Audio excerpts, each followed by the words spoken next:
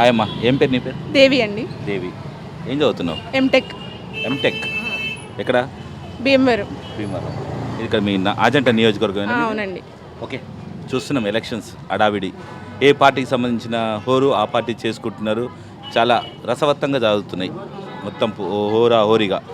మరి 2019 ఎలక్షన్స్ ఎలా ఉండబోతున్నాయి? మీరు ఎవరిని కోరుకుంటున్నారు ముఖ్యమంత్రిగా? మేము పవన్ కళ్యాణ్ గారిని కోరుకుంటున్నామండి ముఖ్యమంత్రి కావాలని. ఎందుకంటే ఆయన రాజకీయాల్లోకి రాకముందే అందరికీ అందరి సమస్యలు తెలుసుకుని అన్ని మంచి పనులు చేశారు. అదే రాజకీయాల్లోకి వస్తే ఇంకెంత మంచి చేస్తారా అని ఆయనకు కూడా ఒక ఛాన్స్ ఇచ్చి చూద్దామని. రాజకీయాలకు రాకముందుకే చేశారంటున్నారు, ఏం చేసిండు? మీకు ఏం కనబడింది?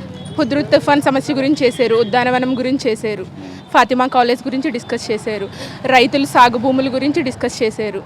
ఇన్ని మంచి పనులు చేసిన ఆయన రాజకీయాల్లోకి వస్తే ఇంకెంత మంచి పని చేస్తారు. మేనిఫెస్టో చదివాం, చాలా బాగుంది.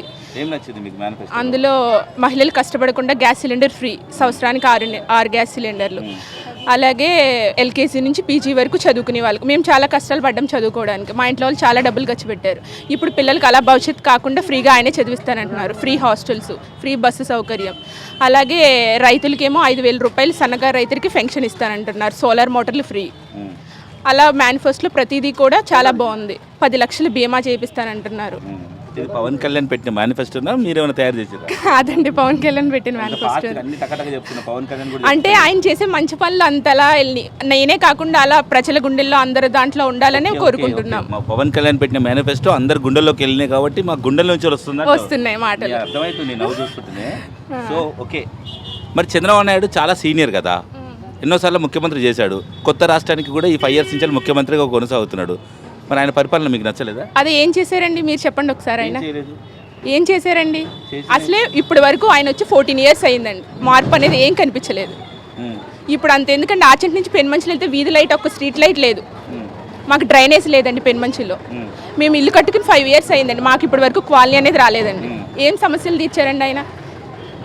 అనేక సంక్షేమ పథకాలు పెట్టాను, పసుపు కుంకుమ, వృద్ధాప్య పెన్షన్లు, మీలాంటి స్టూడెంట్స్కి స్కాలర్షిప్స్ అన్ని ఇచ్చాను అంటున్నాడు కదా. ఏం సంక్షేమ పథకాలు పెట్టారండి? ఏం చేశారండి? అసలు పసుపు కుంకుమ అంటున్నారండి, వాళ్ళ డబ్బులు తీసుకునే వాళ్ళకి ఇస్తున్నారండి. ఇప్పుడు డ్వాక్రా రుణాలు ఇస్తున్నారండి, వాళ్ళు ఎంత వడ్డీ కడుతున్నారు, ఎంత పొదుపు కడుతున్నారు? మన డబ్బులు తీసే మనకి ఇస్తున్నారండి. అది వీళ్ళకి తెలియక చంద్రబాబు నాయుడు పసుపు కుంకుమ ఇస్తున్నాడు, లేకపోతే మాకు 2,000 ఇస్తున్నాడు అని అంటున్నారండి. ఇప్పుడు గ్యాస్ సిలిండర్లు అది ఉంది, నెలకు లెక్కేసుకుంటే ఎంత అవుతుందండి? ఇప్పుడు రేషన్ బదులు 2,500 నుంచి 3,500 వరకు ఇస్తానంటున్నారండి. అవి 12 నెలలు ఎంత లెక్కేసుకుంటే ఎంత అవుతుందండి? అమౌంట్ అంతా దాటుతుంది కదండి. సో అట్లా కంపేర్ సరే, ఈ ఆంధ్రప్రదేశ్ రాష్ట్రం ఈ 5 yearsలో ఏం అభివృద్ధి జరగలేదంటారా?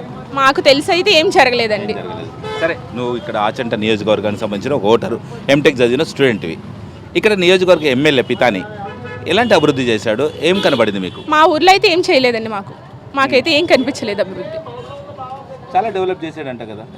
మాకైతే ఏం కనిపించలేదండి. మరి ఎవరు డెవలప్ చేశారన్నారో? మా వీధికి డ్రైనేజే లేదండి, అసలు స్ట్రీట్ లైట్లే లేవు.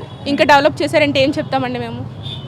ఎలాంటి డెవలప్మెంట్ ఏం లేదండి, డెవలప్మెంట్ లేదు కాబట్టి కొత్త మార్పు కోసం కోరుకుంటున్నామండి. సరే, మార్పులో పవన్ కళ్యాణే కోరుకుంటున్నారు, మరి జగన్కి ఎందుకు ఇస్తలేరు అవకాశం? జగన్కి వెళ్ళట్లేదంటే మా నాయకుడు చెప్పారండి, ఏమని ఇతర పార్టీ వాళ్ళని విమర్శించొద్దన్నారండి. వాళ్ళు ఏం చేస్తున్నారో వాళ్ళు మాకు తెలియదు. మేమైతే ఈ నాయకుడు వస్తే మంచి జరుగుతుందని కోరుకుంటున్నాం. ఫైనల్ క్వశ్చన్, ఈసారి ఇక్కడ ఎవరిని ఎమ్మెల్యే చేయబోతున్నావు నువ్వు? నాకైతే జవాది విచ్చిబాబు గారు వస్తే బాగుంటుంది అనిపిస్తుందండి. నేను ఒక్కదాన్నే వేస్తే సరిపోదు కదండి, నేను చేపిస్తే సరిపోదు కదండి. నాదైతే జనసేన పార్టీ రావాలని కోరుకుంటున్నానండి. జనసేనే వస్తుంది కూడా 100%. ఇక్కడ రాష్ట్రంలో కూడా జనసేనే వస్తుందండి. సీట్లు కంపల్సరీ జనసేనకే వస్తుంది. కంపల్సరీ పవన్ కళ్యాణ్ గారిని సీఎంగా చూస్తాం మేము. సీరియస్లీ. ఎన్ని సీట్లు వస్తాయి? Maybe 70 seats. కన్ఫర్మ్. పక్కా రాసుకోండి. శ్రీనివాసరావు అండి. ఏం చేస్తారు సార్ మీరు? మేము బిజినెస్ అండి. పర్లేదు. సరే అండి, చూసాం 2014 ఎలక్షన్స్ చూసాం, ఇప్పుడు 2019 ఎలక్షన్స్ కూడా వచ్చేసినాయి. రాష్ట్రం విడిపోయింది, అలాంటి ఎలక్షన్స్ వచ్చినాయి. 5 సంవత్సరాలు అయిపోయింది, మళ్ళీ వచ్చినాయి.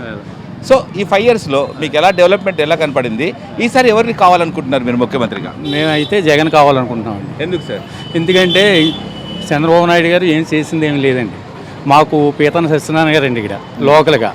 ఆయన ఏంటి డెవలప్మెంటు ఏమి కనిపించలేదండి. ఈ లాస్ట్ టైంలోనూ ఈ పసుపు కుంకుమని ఇలాంటివి పెట్టారు అంతేగాని ఫస్ట్ నుంచి 4 సంవత్సరాల నుంచి ఏం చేశారండి వీళ్ళు? అంటే 5 years నుంచి ఏం చేసినట్టండి? ఇప్పుడు లాస్ట్ టైం ఎలక్షన్ ఓట్ల కోసం ఇప్పుడు పెట్టారండి అవి. అది నాకు తెలియట్లేదు, అందుకే మిమ్మల్ని అడదామని వచ్చాను నేను. హైదరాబాద్ నుంచి మా యోయో టీవీ బృందం రాష్ట్ర వ్యాప్తంగా తిరుగుతుంది. అసలు ఏం జరుగుతుంది డెవలప్మెంట్, ఏం కావాలి ప్రజలకు, ఏం చేశారు, ఎవరిని కోరుకుంటున్నారు, అదే మా సర్వే. అంటే ఏం ఈ 4.5 years ప్రభుత్వం పథకాలు ఏమి ఇవ్వలేదా? రైతులకండి 4 సంవత్సరాలు బట్టి ఇప్పుడు కూడా పూర్తిగా రుణమాఫీ అవ్వలేదండి. లాస్ట్లో ఇప్పుడు ఓట్ల కోసం అండి పసుపు కుంకుమ అని ఈ డ్వాక్రా మహిళలకండి ఈ బ్యాంకు రుణాలు అని చెప్పేసి ఇప్పుడు పసుపు కుంకుమ 35,000 ఇస్తున్నాం అంటున్నాడు కదండి గ్రూప్కి. అవి వీళ్ళ పొదుపులోయే తీసిస్తున్నట్టు అనిపిస్తుందండి. సరే సార్, ఏం చేయలేదు టోటల్గా చంద్రబాబు నాయుడు ఏం చేయలేదు. ఇక్కడ లోకల్గా పితాని ఈ అభివృద్ధి ఎలా ఉంది? అభివృద్ధి అంటే రోడ్లు అవి ఇదివరకే ఇది ఈయనండి కిరణ్ కుమార్ రెడ్డి గారి టైంలో వచ్చిన నిధులే అండి. చంద్రబాబు వచ్చాక ఏం చేసింది ఏమీ లేదండి. లేదండి లేదండి ఆయన చేసింది ఏంటంటే ఆయన గ్రూపులు ఆయనే కాపాడుకుంటాం. ఈ జన్మభూమి కమిటీలు పెట్టారండి, వాళ్ళు ఏదంటే అదేనండి.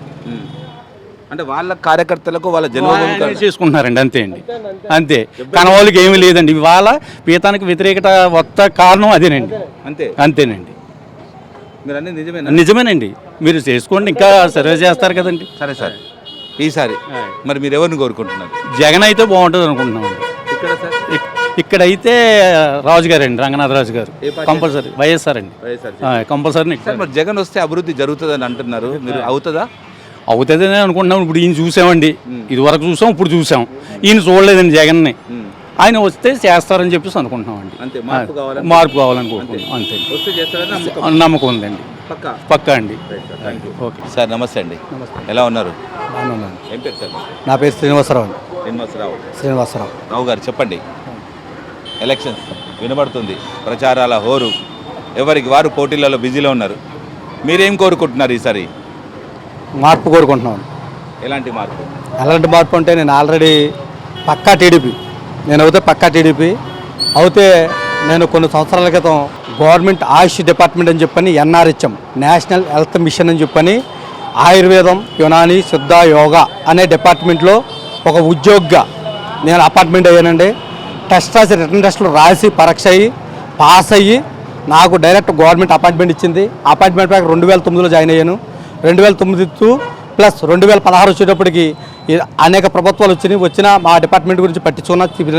ఈ 2014 ఎన్నికల తర్వాత బాబు వస్తే జాబ్ వద్దని చెప్పాడండి. ప్రతి ఒక్కరికి జాబ్ ఇస్తానని చెప్పాడు, కానీ ఉన్న జాబులు ఓడదీశాడండి. మేము బాబు వస్తే జాబ్ వస్తాయన్నారు కదా, బాబు వస్తే జాబులు పోవడం అంటే నేను ఒక్కనే కదండి. ఆయుష్ డిపార్ట్మెంట్లో 850 మంది ఉద్యోగుల్ని తీసి పక్కన పెట్టాడండి. గృహ నిర్మాణ శాఖలో దగ్గరగా 3,500 మంది పక్కన పెట్టాడు. హెల్త్లో దగ్గరగా డిపార్ట్మెంట్ హెల్త్ అసిస్టెంట్లని పక్కన పెట్టాడు. ప్లస్ సర్వశిక్ష అభియానంలో డిపార్ట్మెంట్లో ఉద్యోగులను పక్కన పెట్టాడు. దగ్గరగా లేదంటే ఈ బాబు వచ్చిన తర్వాత మ్యాక్సిమం 40,000 మంది రోడ్డు పడ్డారండి. ప్రతి ఒక్కరికి జాబ్ ఇస్తానన్నారు, కానీ ఉన్న జాబులు ఓడపీకాడు. రీసెంట్గా ఈ 2019లో రీసెంట్గా మొన్న ఎన్నికల నోటిఫికేషన్ ముందు కూడా సీఎం గారిని కలిసాం. మేము కలిస్తే ఒక సహాయ ఉద్యోగి ఎవరైతే పూన మాలకొండయండి, శాఖ నిర్వహణ అధికారి మాకైతే ఆవిడ ఒక ఎంప్లాయ్ అయి ఉండి కూడా ఒక రాజకీయ ముఖ్యమంత్రి కూడా మాట వినలేకపోయిందంటే ఆవిడ ఎంత విగోగతో ఉన్నదో చూడండి ఒకసారి. ప్రభుత్వంలో ఒక సీఎం గారు కూడా ఒక్క ఎంప్లాయీని కన్విన్స్ చేసి 850 మంది డిపార్ట్మెంట్ ఉద్యోగులు బయటపడిపోతున్నారు.